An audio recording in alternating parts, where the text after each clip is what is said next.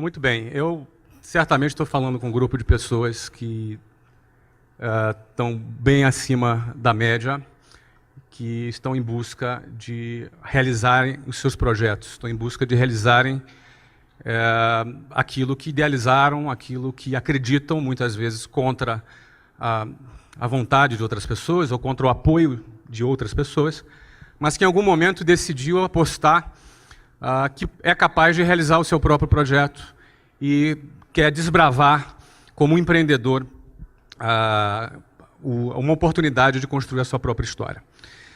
Como esse texto do vídeo retratou bem, nós vivemos numa sociedade padronizada.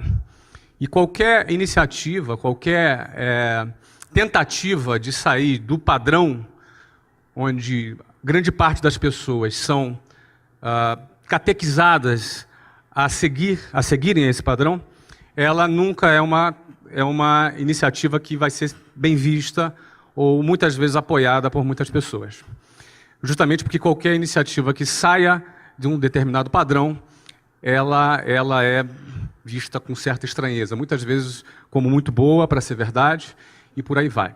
No fundo, a pessoa ela entra no ensino fundamental, ela passa ali a primeira, segunda, terceira, quarta série, depois a quinta, sexta, sétima, oitava, depois o ensino médio. São praticamente 11 anos para que depois ela vá para uma universidade, em seguida ela arrume um estágio, ela tenha um emprego e ela eventualmente compra um apartamento, uma casa financiada por 30 anos, onde ela vai passar o resto da vida naquele bairro, naquele local, onde ela cria raízes, e elas entendem que a vida é simplesmente isso. É claro, é óbvio que é muito importante que as empresas privadas tenham profissionais, funcionários competentes, é muito importante que as empresas públicas tenham funcionários competentes, isso é muito importante. No entanto, o sistema todo ele conduz apenas para essa alternativa. E, na realidade, não existe apenas essa alternativa. Não é? Uma pessoa, um jovem, ele pode ser um músico, e ter um músico de sucesso, e ser realizado como músico. Ele pode ser artista, um artista plástico. Ele pode ser um bailarino. Ele pode ser um sacerdote. Ele pode ser um político. Ele pode ser um atleta. Ele pode ser um empreendedor. Não é? Ou seja, as alternativas dentro da sociedade são muitas. No entanto, qualquer iniciativa individual que saia desse modelo padronizado, ele vai ser, num primeiro momento, muito questionado. Não é? Muito questionado. E eu quis abrir aqui esse nosso papo falando sobre isso, porque existe uma fase na vida de um empreendedor que é aquela fase que ele ainda não conquistou credibilidade. As pessoas ainda não depositam sobre ela ainda uma grande credibilidade. Então, essa iniciativa de sair do padrão, ela vai ser sempre criticada. Ela vai ser sempre, muitas vezes, até vítima de chacota. Mas o que acontece depois que vem os resultados? Na opinião de vocês? Esse mesmo cara desestruturado, esse mesmo cara, essa mesma pessoa criticada, essa mesma pessoa que foi vítima de bullying, de chacota, essa mesma pessoa recebe os famosos tapinhas nas costas, os parabéns, e aquelas mesmas pessoas que criticaram serão as mesmas pessoas que vão chamar aquele desajustado de visionário, de gênio, o cara. No fundo, essa mesma sociedade que é padronizada é a mesma sociedade que se comporta com essa mesma hipocrisia. Porque, no fundo, as pessoas vão estar sendo valorizadas por aquilo que ela tem, pela quantidade de dígitos que ela representa. No fundo, ela vai ser valorizada pela tag dela, pela etiqueta dela, pelo patrimônio que ela representa. Isso significa a hipocrisia da sociedade que nós vivemos. Porque eu passei a grande parte da minha vida morando na periferia do Rio de Janeiro. E era muito comum, na minha rotina, eu gastar 4 horas e meia por dia para ir e voltar para minha casa. Desde a época que eu estudava, longe de casa, desde quando eu comecei a trabalhar numa escola de inglês. Então eu gastava 4 horas e meia por dia com uma sardinha em lata dentro de um transporte público. Seja um ônibus, um trem, eu pegava muito ônibus e trem. Não é? E esse público que frequenta os transportes públicos no Rio de Janeiro é visto com preconceito, gente desqualificada, uma massa sem perspectiva. Não é? No fundo, quando, da mesma maneira que, num determinado momento, para ter um talão de cheque no banco, eu quase que me ajoelhava para pedir para um gerente do banco, quase que pedia, pelo amor de Deus, me dê um talão de cheque. Não é? Os mesmos bancos hoje me procuram para me pagar almoço. Antes eu não tinha dinheiro nem para pagar almoço. Não é? Hoje eles me procuram para pagar almoço. Não é? Então, é importante entender que é desse jeito que funciona, é dessa maneira que é. Você não é nenhum coitado se você está sendo desacreditado, se você está sendo uma pessoa que não está sendo incentivada, que não está recebendo eventualmente algum apoio. Não é? É desse jeito que funciona. Quando nós entendemos que é dessa forma que funciona, é dessa maneira que o jogo funciona na sociedade, nós temos um projeto em mente, nós temos um propósito em mente, e entender que é desse jeito que funciona, entender que é dessa maneira mesmo que a sociedade se comporta, te dá força para atravessar o momento do início quando você ainda não conquistou a sua credibilidade. Só que no dia que você vencer e que todo mundo puxar o seu saco, e que no dia em que as pessoas passarem a te dar valor, não é que o teu valor aumentou. O meu valor é exatamente o mesmo de hoje do que quando eu estava dentro de um ônibus lotado, dentro de um trem lotado, quando o trem dava pau, não sei como é que fala aqui em São Paulo, lá no Rio a gente falava que o trem avariava. É assim que fala aqui também? Eu não sei. O trem dava pau entre uma estação e a outra, e a 40 graus do Rio de Janeiro, a gente tinha que todo mundo pular do trem e andar pelos trilhos. Você tem noção do que é caminhar em cima daquelas pedras? Se está 40 graus, deve estar uns 50 graus naquelas pedras. Você caminhava 10 minutos para chegar na próxima estação. Então o meu valor é o mesmo. O teu valor hoje é exatamente o mesmo do que o dia que você conquistar alguma notoriedade. A diferença é que a sociedade vai perceber o seu valor de uma outra maneira. Então o segredo é você não se iludir com o que a sociedade hipócrita pensa a seu respeito. Nem quando você está em baixa e nem quando você está em alta. Quando você está em baixa, você não é esse cara desqualificado, ou esse cara desprezível, ou esse cara, esse favelado da periferia, ou essa pessoa que ainda não conquistou nada. Isso não é verdade. Da mesma maneira que não é verdade, que se um dia você conquista a sua notoriedade, você é o cara. Você também não é o cara. Muita gente não consegue conviver ainda com esse período em que ainda não conquistou a sua credibilidade, e muita gente, quando conquista o primeiro sucesso na vida, o cara já se sente que é o cara. O cara já se sente a última Coca-Cola do deserto. E aí, ele se perde. Muita gente se perde na hora que tem um primeiro sucesso e depois não consegue avançar. Mas o mais importante que eu queria começar aqui dizendo, porque assim, eu não estava planejando dizer isso, eu tenho uma outra apresentação aqui, mas quando eu vi esse vídeo aqui, não é que... Pô, cara, que apresentação, não é? Quando eu vi esse vídeo aqui, eu me vejo forçado a te dizer que eu não sou o cara. Que eu dizer isso para você, que eu não sou o cara. E eu quero dizer também para você que você também não é o que muita gente está tentando te convencer o que você é. E quando você entende quem é você e qual é o seu valor, na hora de você iniciar seu projeto, na hora que você tem que estar muito determinado, na hora que você tem que estar muito focado para fazer as coisas darem certo, porque não é fácil, é mentira quem vai te dizer que é fácil. Se alguém disser que é fácil, é mentira, seja quem for. Se eu disser que é fácil, é mentira. Mas o cara que disser que é impossível, esse cara é um sabotador de sonhos. Não é verdade, é possível. Não é fácil, mas é possível. E isso é mais do que o suficiente para quem quer fazer acontecer. Isso é mais do que o suficiente. Saber que é possível, é 1 em 1 milhão, não me interessa. Isso é mais do que o suficiente para alguém que está determinado em construir a sua história e fazer diferença perseguir e perseverar em busca do seu objetivo. Isso é mais do que suficiente.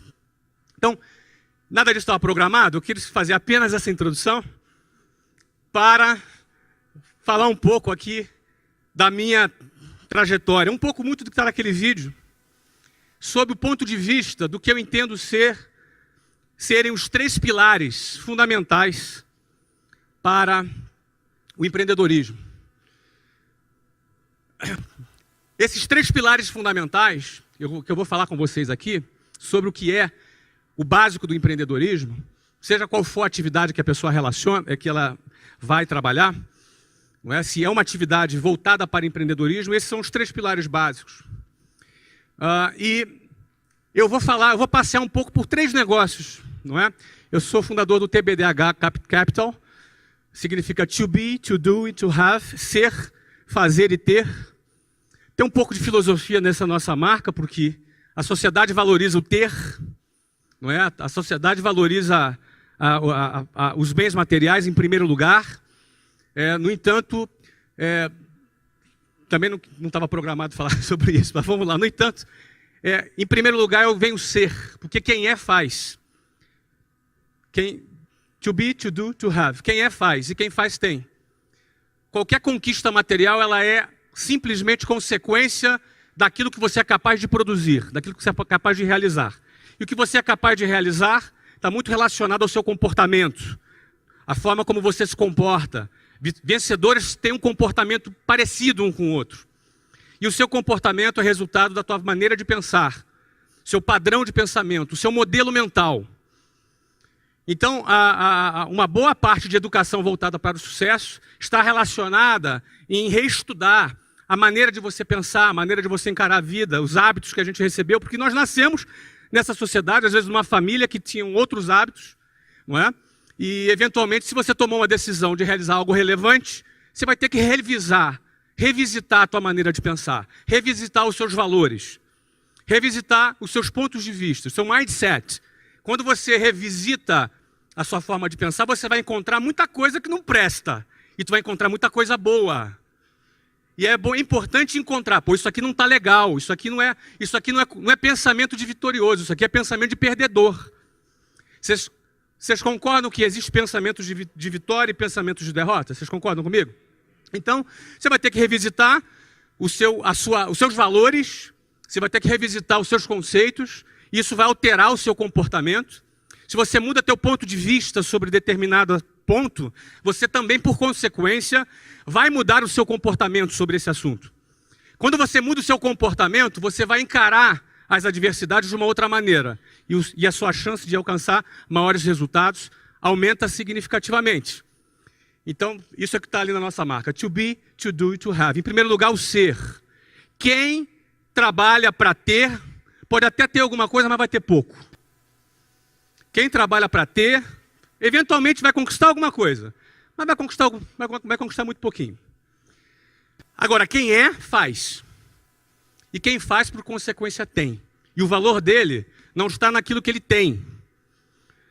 É um pobre miserável, alguém que acha que o seu valor está ligado naquilo que tem.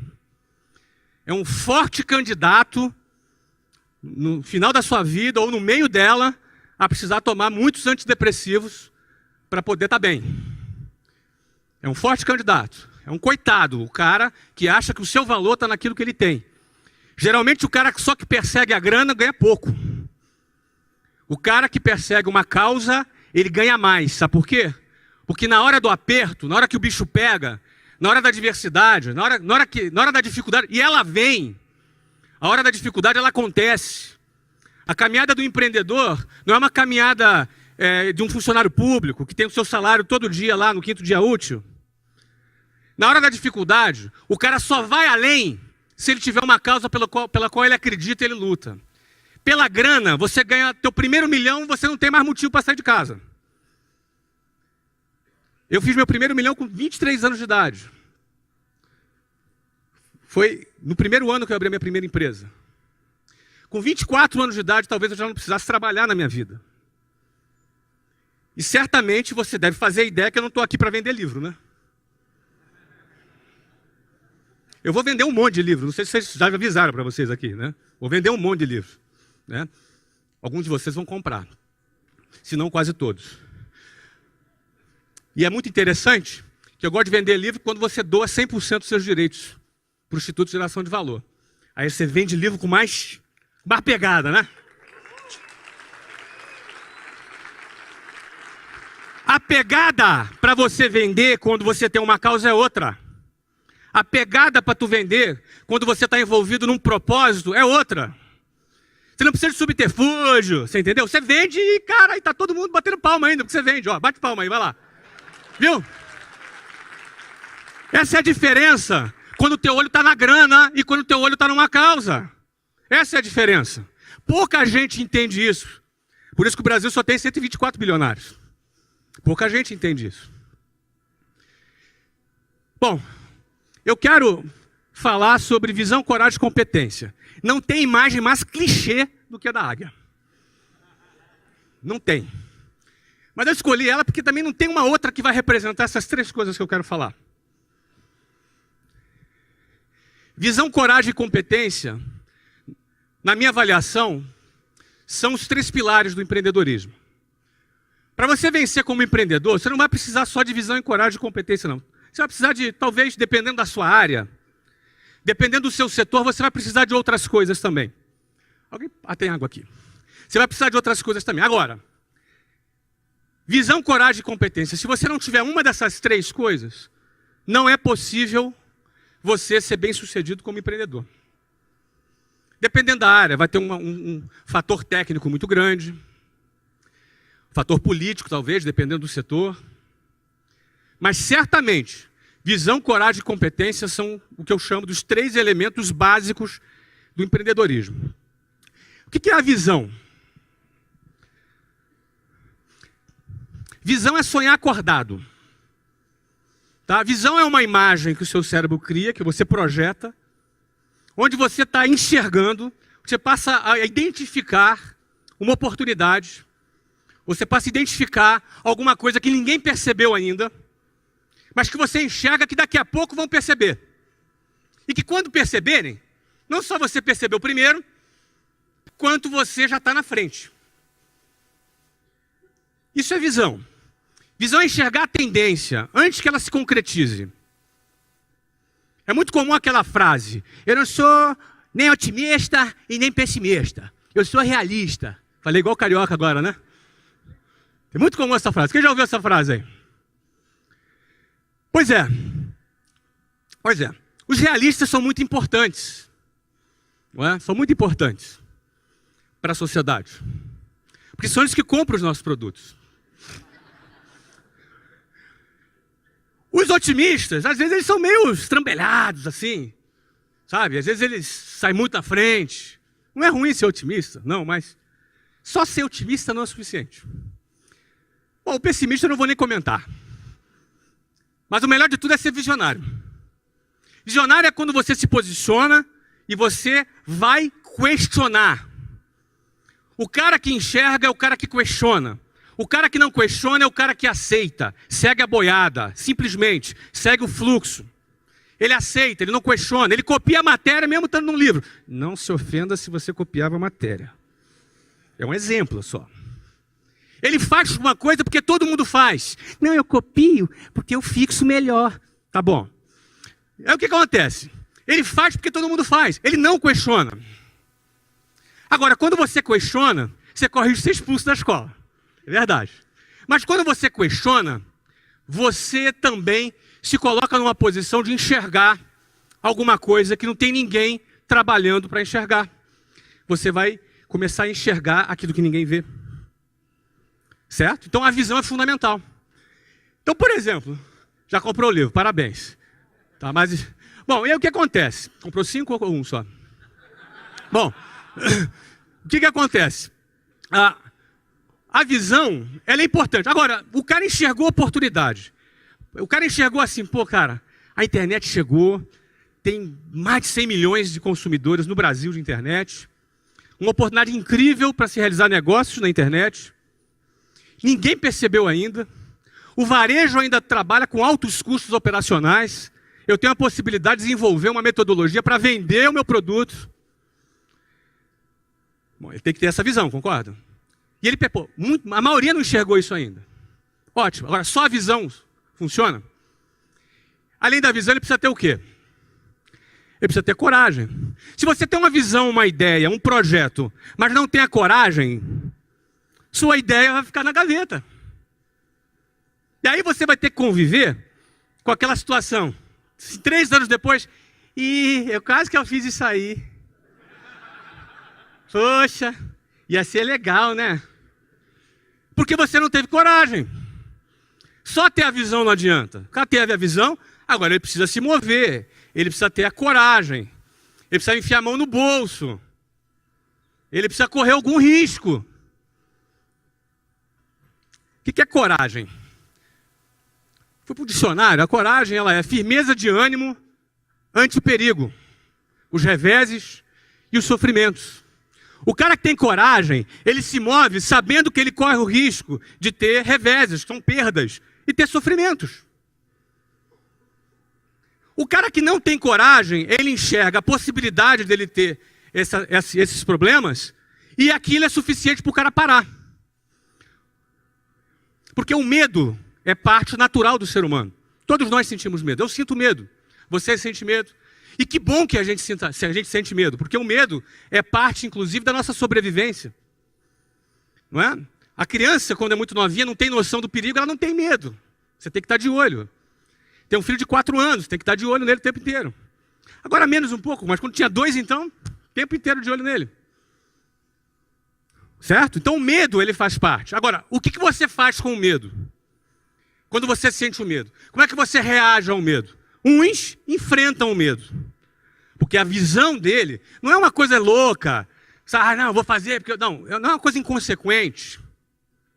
Ele tem a visão. Mas o que faz ele se mover? Ele tem que enfrentar o medo. Enquanto outros se acovardam diante do medo. O medo só gera esses 2 tipos de reação. Ou a coragem ou a covardia. Qual dos 2 sentimentos é o sentimento do vitorioso e qual o sentimento do perdedor? Não precisa responder, já sei que você sabe. Então é parte da vida do empreendedor que deu certo. Em algum momento, todo negócio que deu certo é resultado de uma decisão corajosa.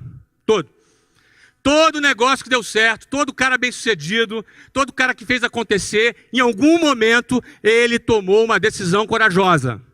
Nada é natural, nada acontece. Nada rolou. Deixa rolar. Deixa a vida me levar. Não, nada disso. Tudo é resultado de uma decisão corajosa em que alguém pegou na espada e no escudo e foi para o campo de batalha e fez acontecer. É assim que funciona. Bom, aí esse cara teve visão, teve coragem. Só que na hora de pôr em prática, ele precisa ter o quê? Ele precisa ter competência. Não adianta o cara ser esforçado e querer trabalhar com marketing digital e não saber nem ligar um computador, concorda comigo? Na hora da competência, o que o cara tem que fazer? Ele tem que saber fazer o que ele tem que fazer. Eu trabalhei com curso de inglês. Quando eu abri o meu negócio de curso de inglês, o que aconteceu? Eu já tinha 4 anos de experiência com uma rede de escolas de inglês. Então é fundamental o cara ter a competência, certo? Então a competência é principal. E muitas empresas quebram nessa hora. Porque na hora de botar a mão na massa, o cara acha que empreender é ficar no ar-condicionado só. Na hora de botar a mão na massa, o cara acha que empreender não depende de um conhecimento técnico. Ele vai ter que ter o conhecimento técnico. E aí entra a competência. Bom, eu vou falar de 3 empreendimentos que o TBDH Capital hoje investe talvez em 8 empresas. Metade delas nós fundamos e metade delas nós adquirimos. Eu vou falar de 3 casos aqui e vou procurar identificar na história desses 3 empreendimentos como é que se comportou essa questão da visão e da coragem e da competência. Estou falando muito rápido aí? Então vamos lá. Primeiro caso é esse aí. Em 1995, eu abri a WhatsApp, a primeira escola de inglês da WhatsApp. Eu não sabia ligar o computador, mas eu sabia contratar quem é que sabia ligar o computador, porque eu não falava inglês quando eu abri a WhatsApp. Mas eu sabia contratar o cara que falasse inglês. Não é assim, Érico? É isso aí. Não é? Muito bem. Ou seja, quando eu fundei a WhatsApp em 1995, qual foi a visão? O que me moveu a fazer isso? Engraçado que o que nos move são coisas diferentes em momentos diferentes. No meu caso, foi isso que me moveu. Olha a cara de malandro do cara. Eu tinha 19 anos, a Luciana tinha 16. Essa foto, na realidade, eu tinha 18, ela tinha 15. E quando eu deixei de lado a Unicamp, que eu ia fazer engenharia de computação, eu estava no Rio de Janeiro e precisava pagar o cinema, pagar um restaurante, precisa ter dinheiro para poder a gente sair. Então essa foi a minha primeira motivação. Você vê que não era uma coisa grandiosa, tá vendo? Era pagar o sorvete. Para pagar o sorvete, aliás, a Luciana, nós estamos casados, vamos fazer 22 anos de casado, temos 3 filhos, não é? Nos casamos em 1992, não é? Eu tinha 20 anos, ela 17 anos. Mas quando eu fui trabalhar na WhatsApp, o emprego que eu tive lá era um emprego de vendedor, sem carteira assinada, sem nada. O que eu vendia eu ganhava comissão, o que eu não vendia eu não ganhava nada. E esse aqui era o meu escritório. Ó. Nós trabalhávamos em telefone público. Então eu chegava às 8 horas da manhã, tinha uma reunião, que a gente tinha que prestar conta das vendas do dia anterior, e a gente saía para o orelhão, para o telefone público, vocês ficaram de castigo, né? A gente saía para o telefone público, porque no telefone público era de lá que a gente fazia contato com os nossos clientes. Naquela ocasião, telefone custava, acho que, $3.000 um telefone. Cada linha. Você denunciou a tua idade agora, hein, meu amigo? Tá, você é da minha época, né? Tá certo. Os mais jovens não sabem o que é isso. Mas naquela época, como nosso amigo veterano aqui falou, é a época que a gente usava ficha telefônica. Quem usou ficha telefônica? Mas ninguém vai levantar. Ah, levantou! Tá bom. Ficha telefônica. Então eu tinha uma técnica. A minha técnica era a seguinte, olha, eu chegava no orelhão, eu pegava a minha munição de ficha telefônica, eu fazia umas 10 pilhas em cima do telefone público, quando aparecia uma pessoa na fila atrás, ela olhava aquela quantidade de fila e ia procurar outra. Então eu ficava tranquilo no meu escritório. Só que eu não era bobo, né? O meu escritório era no Santos Dumont, no Rio de Janeiro. Então era bacana que eu falava com o cliente, aí dava assim, pindão, voo para São Paulo. Ou seja, ficava um negócio chique pra caramba, entendeu? Ah, desculpa, chamou o voo aqui, tal. Um negócio super chique que ficava, não é? Mas essa era a minha realidade. Eu fui muito criticado, porque um cara inteligente ia para a Unicamp. E aí o cara, pô, mas agora virou vendedor. Vendedor de cursinho de inglês. Coitado. Coitadinho. Era tão inteligente, né? Tinha um futuro tão bom, não é? Pois é. Nessa empresa que eu trabalhei por 4 anos. Foi a empresa que eu aprendi muita coisa. Onde eu tenho muita gratidão, aprendi muita coisa, conheci pessoas fantásticas e conheci um processo de venda.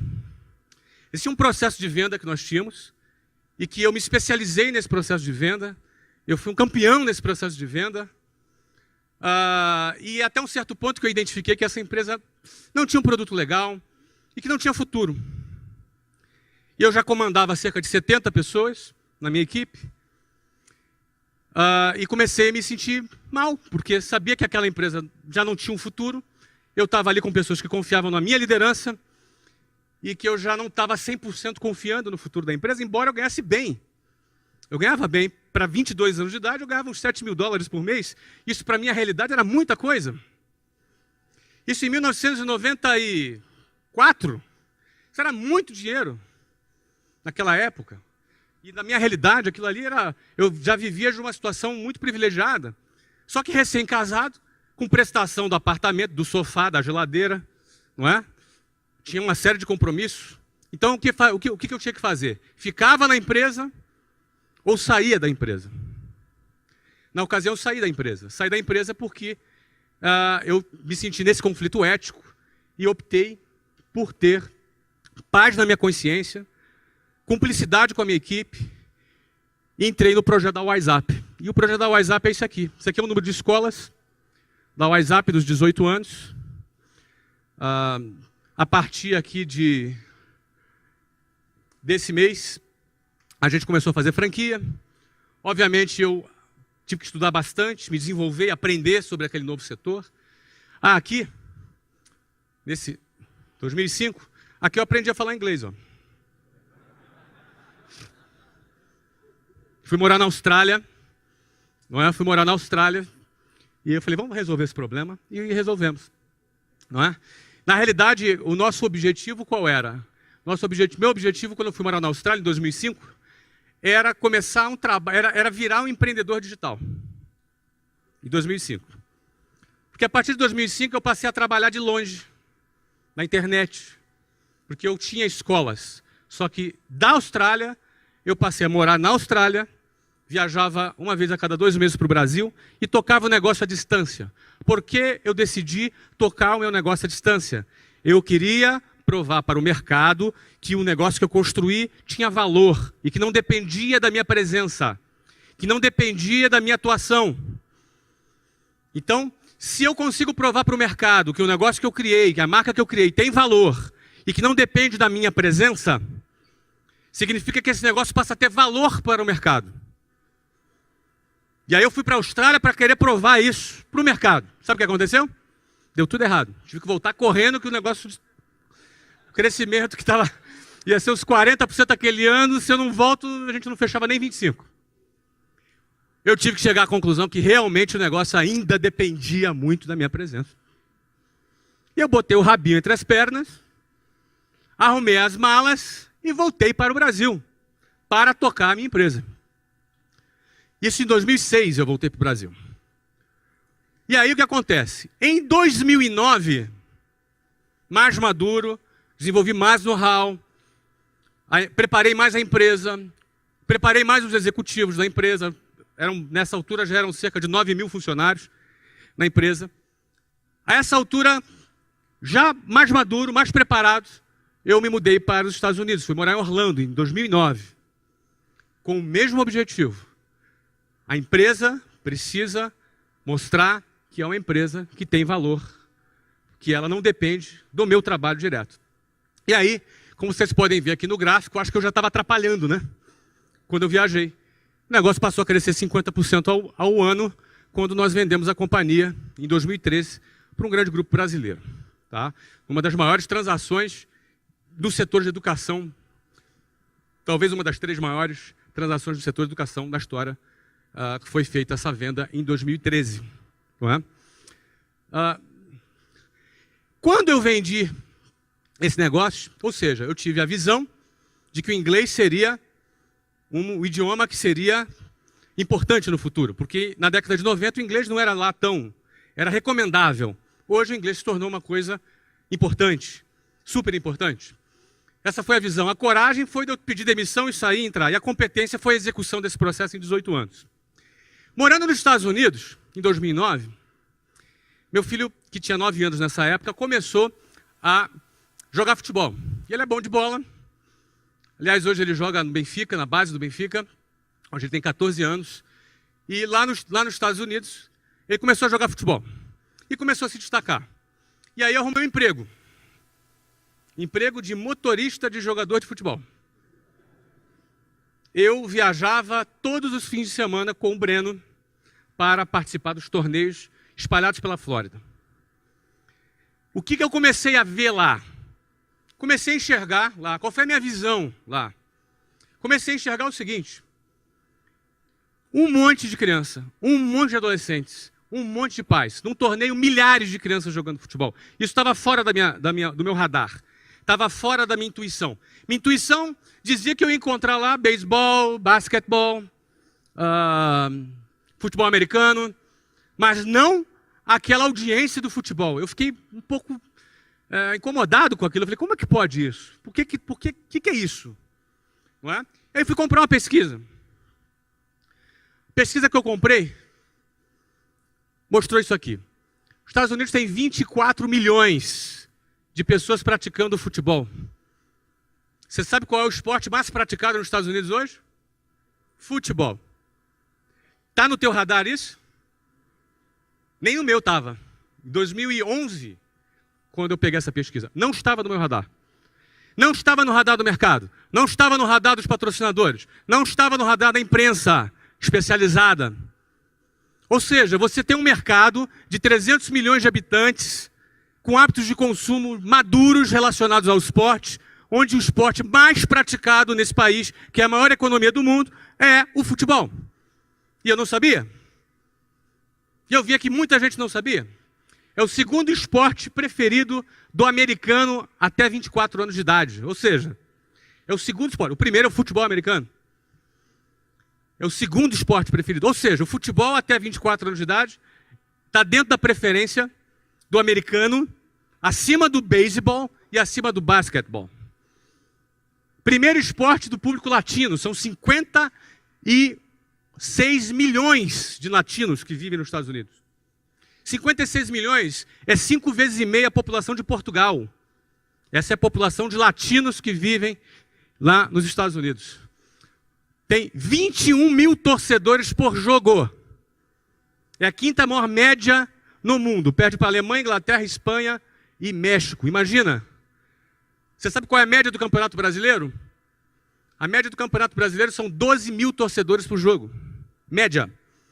A média do Campeonato Paulista são 5 mil torcedores por jogo. A média do Campeonato Carioca são 2.300 torcedores por jogo. A média da MLS, da Liga Profissional, são 21 mil torcedores por jogo. Isso está dentro do seu radar? Não estava no meu. Quando eu me dei conta dessa situação, qual foi a visão? Que o futebol é um fenômeno em plena ebulição nos Estados Unidos, o maior mercado de marketing esportivo do mundo, porém ainda não tinha sido percebido pelo mercado. Logo, ainda não precificado. Oportunidades que não foram percebidas pelo mercado ainda não foram precificadas. O que significa isso? Você comprou um apartamento numa rua. Você pagou 100 mil reais. Imagina essa situação. O número é só para você ter uma referência. E aí você fica sabendo que vai construir um shopping em frente desse apartamento. O que acontece com o preço desse apartamento? O que acontece com quem tem essa informação antes que a maioria das pessoas tenha essa informação? Nesse caso é uma informação privilegiada. Quem tem visão capta a informação privilegiada através da sua visão. O que foi feito nesse momento? Em maio de 2013, ele é Phil Rawlins, ele é um inglês, ele que foi o fundador do Orlando City. Eu comprei o Orlando City por 110 milhões de dólares. Esse investimento inclui a construção de um estádio. Naquele momento, eu ouvi um dos adjetivos que eu mais gosto de ouvir. Qual é?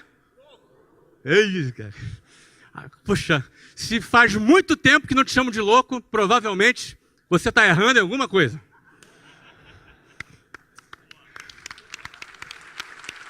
Obrigado. E aí assim, beleza. Pô, legal, tive a visão. Pô, bacana, o cara tem a visão. Pô, vai crescer. Pô, legal. Tá, mas e aí? Botar a mão no bolso, pegar 110 pau e meter ali, e aí? Tem que ter o quê? Coragem. Essa era a segunda parte. Tinha que ter coragem. Não é? Então, vamos lá. Vamos lá. Vamos apostar no projeto. E nós fizemos a aquisição lá do clube. Em agosto de 2012, foi em maio. Em agosto de 2013, foi feita a aprovação da PPP para a construção do estádio. É uma parceria público-privada. Não é? A minha compra do Orlando City estava condicionada à aprovação da construção do estádio, no qual eu investiria um dinheiro importante, mas a indústria do turismo dos Estados Unidos teria que financiar outra parte do estádio. Porque nós vamos levar turismo para Orlando, turismo para os parques, para os hotéis.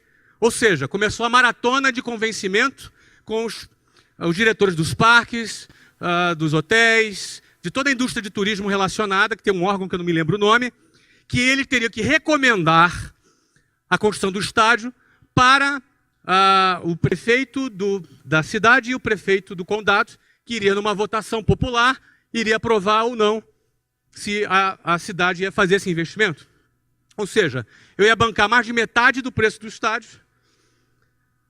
A indústria do turismo, que seria beneficiada pelo projeto, além da geração de empregos, ia bancar a outra metade do estádio com dinheiro. Sabe aquele dinheiro que você paga no hotel, aquele FII, quando você paga na diária? É esse dinheiro. Não é dinheiro de imposto, de contribuinte, é dinheiro do turista, que é destinado à construção de arenas.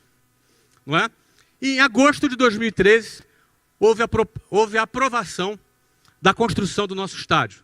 Um estádio de orçamento de 110 milhões de dólares, curiosamente o mesmo valor, não é? Ou seja, o investimento total do Orlando City é de 220 milhões de dólares, entre estádio e clube. Não é? O meu investimento na compra do clube e na parcela de investimento do estádio foi desses 110. Houve aprovação, ou seja, check. Significa dizer que a primeira condição para que valesse o contrato, que você assina um MOU, não sei se vocês estão familiarizados, é uma carta de intenção.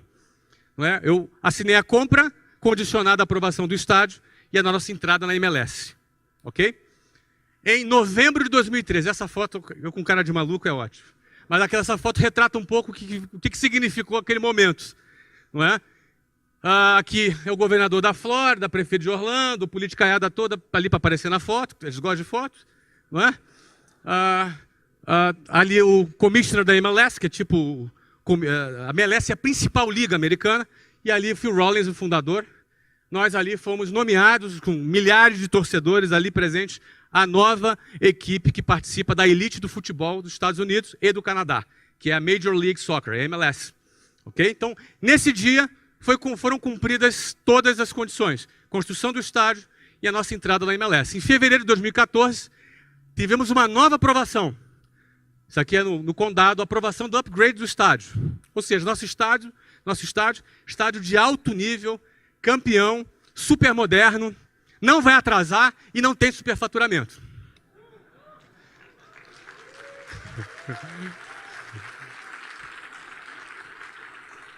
Em julho de 2014, duas coisas aconteceram. Primeira, contratamos o Kaká, assinamos com o Kaká. Eu já trabalhava com o Kaká, já uns 2 anos na empresa que eu trabalhava. Não é? Ele já estava conversando já há um tempo. Nós assinamos, anunciamos publicamente a contratação do Kaká. Quem é tricolor aqui? São Paulino? Então, emprestamos o Kaká para o São Paulo, que está na Libertadores, não é? É isso aí. Parabéns aos São Paulinos presentes. Kaká está cumprindo, acho que agora o último jogo dele é domingo, né? É isso aí. Bom, julho agora, então em julho na Copa, anunciamos o Kaká. E no anúncio do Kaká, olha aí, pasmem, quase 12 mil americanos na rua gritando Kaká. Está dentro do seu radar isso? Quase 12 mil americanos nas ruas. O Kaká é o atleta mais seguido nas redes sociais da América hoje. Mais que Michael Jordan, mais que LeBron James, enfim, mais que esses grandes nomes do esporte. Kaká tem um potencial de ser uma das maiores celebridades dos Estados Unidos nos próximos 3 anos. Então ele é um cara de visão. Muita gente chamou ele de louco, o que é bom sinal. O que é bom sinal. Muito bem. Setembro de 2014, o que acontece? Nosso contrato de direito de transmissão, para vocês entenderem, futebol é direito de transmissão. A principal receita de clube de futebol é direito de transmissão de TV. Tá? Há 4 anos atrás, a MLS pagava para a MLS passar os seus jogos. Há 4 anos atrás, foi fechado um contrato de 68 milhões de dólares. Pouco, porém, melhor do que pagar. Não é? Esse contrato vence agora, em 31 de dezembro de 2014. Já foi renovado. O próximo contrato, cuja vigência começa agora em 2015, já foi assinado no valor de 1,1 bilhão de dólares. Isso depois do que a gente já tinha entrado, né? Entramos na hora certa ou não? Hoje o valor do clube foi avaliado por um private equity americano, é de 325 milhões de dólares, sem a gente ter chutado a bola ainda, porque a gente estreia em março de 2015. Tá?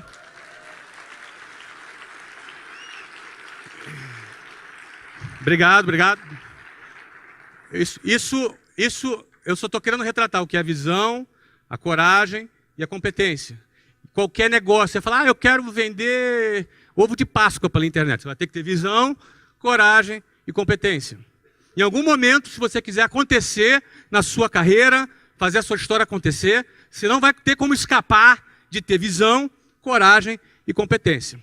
Para finalizar aqui, essa é uma startup que foi inaugurada há quase 5 meses. Tem algum aluno do meu sucesso aqui, só para eu saber? Tem, olha aí. Pois é, já passaram mais de 30 mil alunos já nessa startup, em 5 meses que ela foi fundada. Como é que é isso? Não é? Vamos lá. Geração de Valor é um projeto social que já há 3 anos eu me dedico. Eu já gastei 1.900 horas nesse projeto, produzindo conteúdo, escrevendo, produzindo vídeos. Não é? É um projeto que eu respeito muito. É um projeto que eu trato com muito carinho. Acho que um dia só, em 3 anos e meio, eu não postei alguma coisa no Geração de Valor. Tomei um monte de bronca. Não é? Os caras me dão bronca, você ganha um monte de chefe. Tem 2.330 e poucos mil chefes lá. Não é? Então, é um projeto que tem um alcance médio de 10 milhões de pessoas por semana. Eu falo com 10 milhões de pessoas por semana. 10 milhões de pessoas por semana leem o que eu escrevo, o que eu gravo, o que eu falo. Não é? Então, realmente é um projeto que atinge um tamanho que para mim é inimaginável. Eu não imaginava, é um negócio gigante. Isso é só mais uma evidência do potencial da internet. Uma evidência da força da internet, das redes sociais e a quantidade de oportunidades que estão aí voando. No caso, isso aqui é um projeto social. E assim eu o mantenho. Não é? Por isso que eu escrevi o livro do GV, eu doei 100%, porque eu não quero ganhar dinheiro disso aqui. Isso aqui é uma coisa que eu não vou ganhar dinheiro. Por mais que eu seja tentado. Né? Não vou ganhar dinheiro nisso, não quero. Agora, é óbvio, o resultado do sucesso de Geração de Valor, de certa forma, validou uma série de coisas a meu respeito. E de uma maneira, mesmo que eu não estivesse esperando, eu não sei, esse período foi um dos períodos que eu mais ganhei dinheiro. Por isso que eu falo. Não é? Geralmente o cara que trabalha para ganhar dinheiro, geralmente se ganhar, vai ganhar pouco.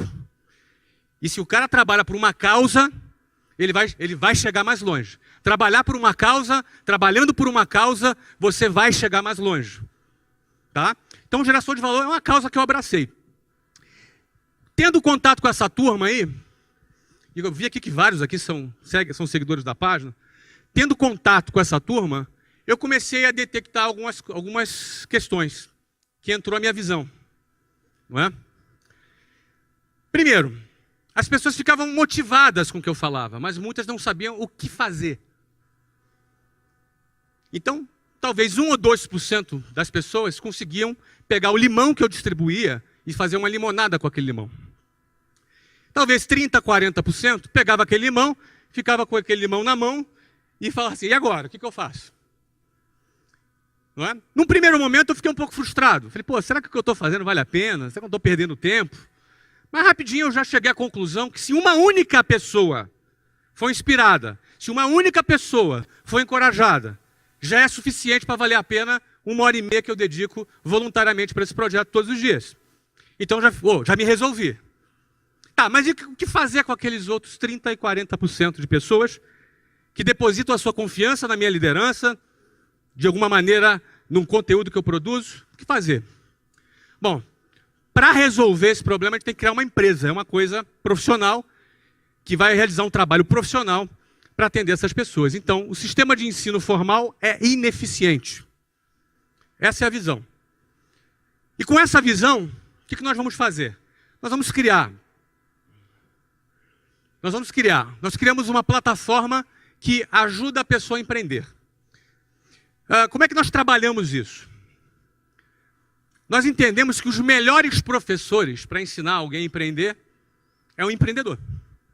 Alguém que deu certo. Não adianta você ir para uma escola de negócios e ouvir um professor falando teoria. Isso vai te ajudar um pouquinho, porque aquela teoria também é importante. Mas ela não é suficiente. Então, o melhor exemplo e a melhor influência para quem quer empreender é ser influenciado e ensinado por quem empreendeu e deu certo. Esse cara tem autoridade para falar. Esse cara tem legitimidade para falar de sucesso. Ele não fala de sucesso como quem leu num livro. Ele não fala de realizar um projeto como quem escutou alguém falar. Ele viveu. Logo, ele tem legitimidade para falar sobre aquele assunto. A base metodológica do meusucesso.com é assim. nós pegamos empreendedores de sucesso, grandes empreendedores. Por enquanto, já fizemos 4 estudos de caso. O primeiro foi o meu, foi o Cobaia. Não é? Primeiro foi o meu, depois foi o Ari Kozer, que foi o fundador da churrascaria Fogo do Chão. Foi vendida por 800 milhões de reais. O terceiro foi o Geraldo Rufino. O cara foi catador de lixo e tem uma empresa que fatura hoje 50 milhões por ano. É a JR Diesel. Um cara simpaticíssimo. O quarto está sendo o Eloy Dávila. Foi garoto de rua, morou na rua e hoje é proprietário da Flytour, que fatura 4 bilhões por ano. Tá? O próximo vou contar aqui, é segredo. Pode contar, Sandro? Não, o Sandro não vai deixar eu contar, não. Posso? Tá, o Sandro deixou eu contar. O Sandro é o CEO. Balança a mão. Quem conhece o Sandro aí? Olha aí. Olha o Sandro ali atrás. O próximo vai ser o... É Shiba, né?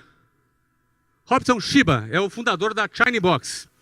Não é? Nós vamos contar a história dessa rede que vale bilhões já também. Não é? O que a gente faz? A gente produz um documentário sobre a vida do cara. Então, o que nos interessa? Qual é o padrão mental daquele cara? Como é que ele pensa? Onde ele nasceu? Como é que a mãe dele tratava ele? Como é que era o esquema? Como é que a irmã pensa? O que o vizinho pensa? Não é? A gente vai fazer um documentário em formato cinematográfico da vida do cara. A gente vai fazer um documentário sobre a vida dele.